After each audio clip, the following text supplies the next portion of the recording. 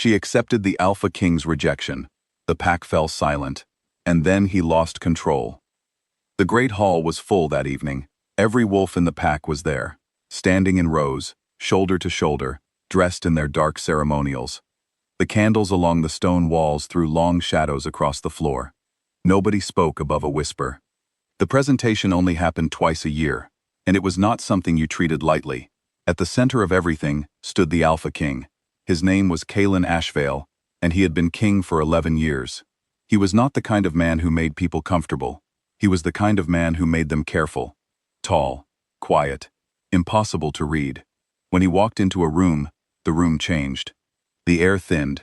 People stood a little straighter without knowing why. He was already watching the door when she came in. Her name was Seraphine Cole. She was not from a powerful bloodline. She had no title, no family connections worth speaking of, and no reason to expect anything from a night like this. She found her spot in the third row and stood still, hands loose at her sides, eyes forward. She had done her hair simply. She wore dark clothes, nothing ceremonial. She looked like someone who had come prepared to be invisible. The moment she stepped into the hall, something shifted. It was quiet, the way the bond always was at first. Not a sound, not a signal, just a pull. Like a door swinging open in a house you thought was sealed for winter. Seraphine felt it move through her chest, and she closed her eyes for exactly half a second. Then she opened them again, and did not move. She did not look toward the front of the room where the king stood. She waited. She had already told herself, whatever happens, you will not perform it. She did not know she was about to need that promise so badly. The ceremony moved the way it always did. Names were called. Wolves stepped forward. The king stood at the front and watched, and when the bond was present, you would see it in the way he turned his head. Something instinctive, something he could not entirely control, even in that composed body of his. He turned his head when Seraphine's name was called. She walked to the front of the room. He looked at her.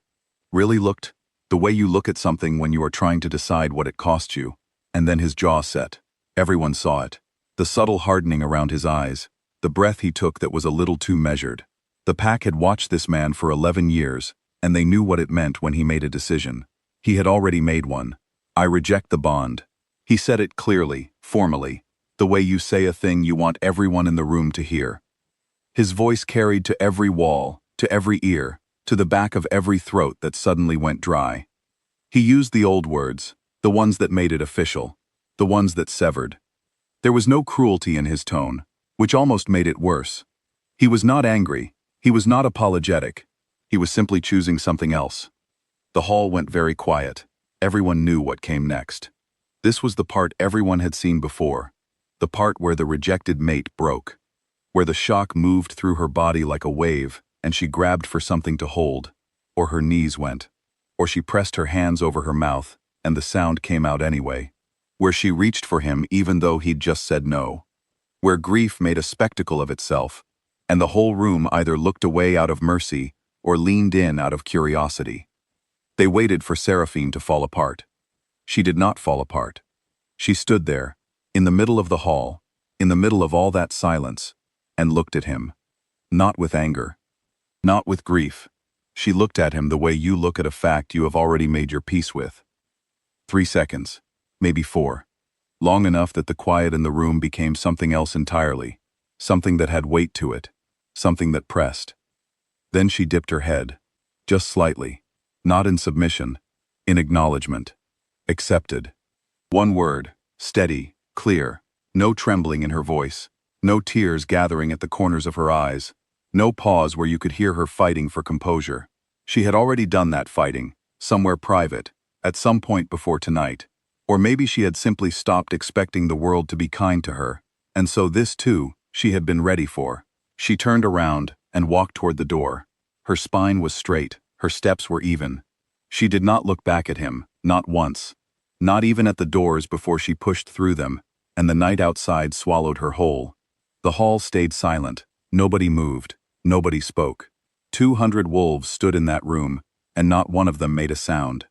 Elder Marin, who was older than most of the pack's oldest stories, who had watched 6 Alpha Kings sit on that throne and leave it, stood near the front, with her hands folded, and stared at the doors that had just closed behind Seraphine Cole.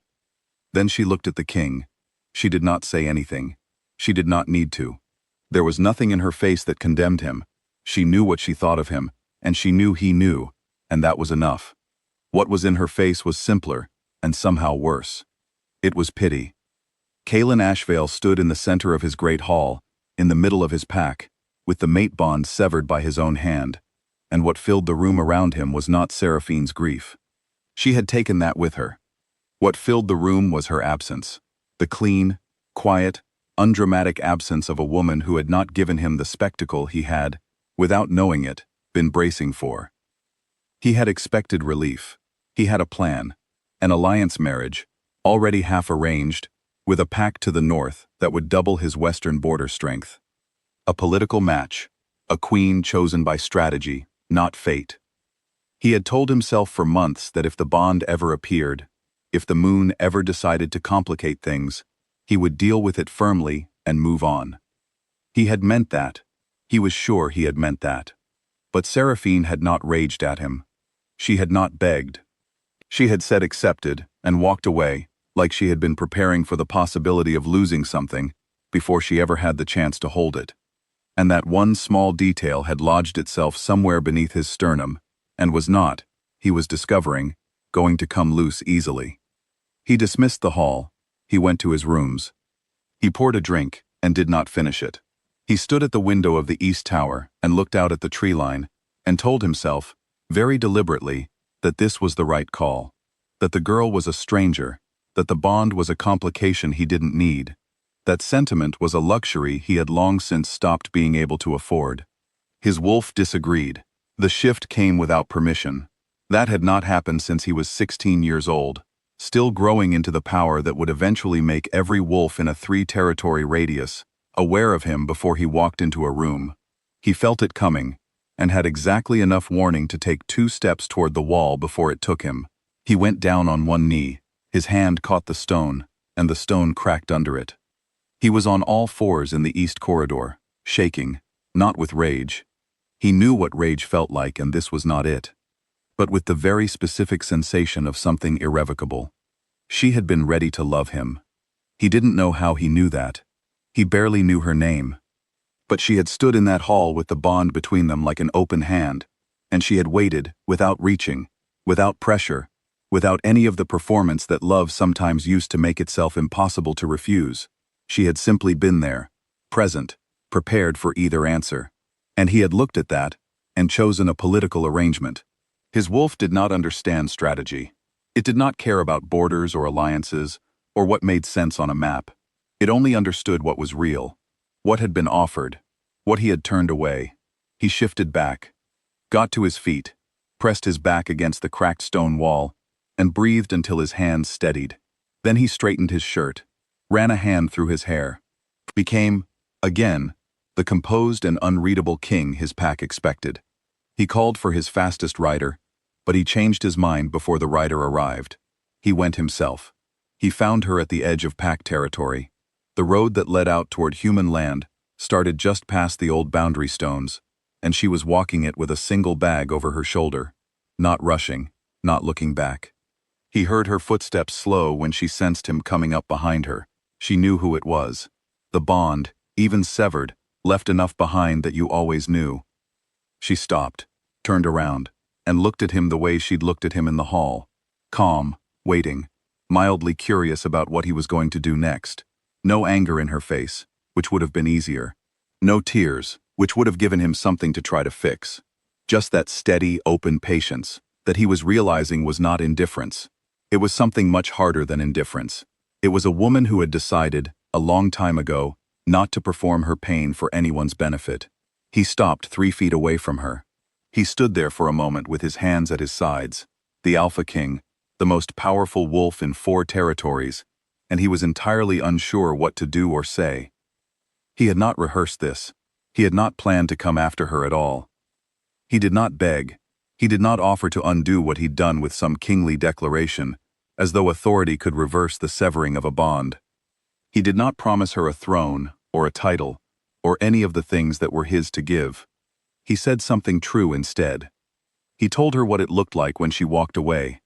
He told her that the room had gone silent in a way he had never heard it go silent before, and that for the first time in his reign, he had stood in the middle of his pack and felt the full weight of something he had just lost.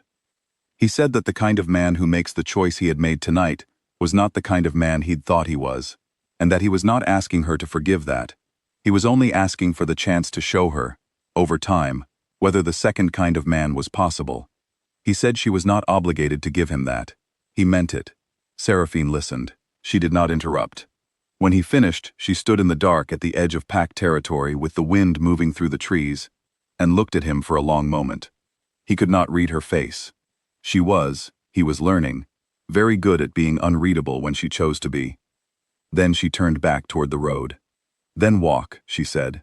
Not yes. Not forgiveness. Not a promise of anything, just, if you mean it, prove it with your feet, not your words. Walk with me into whatever comes next, and we will find out, together, what kind of man you actually are. He fell into step behind her. Not beside her, not in front.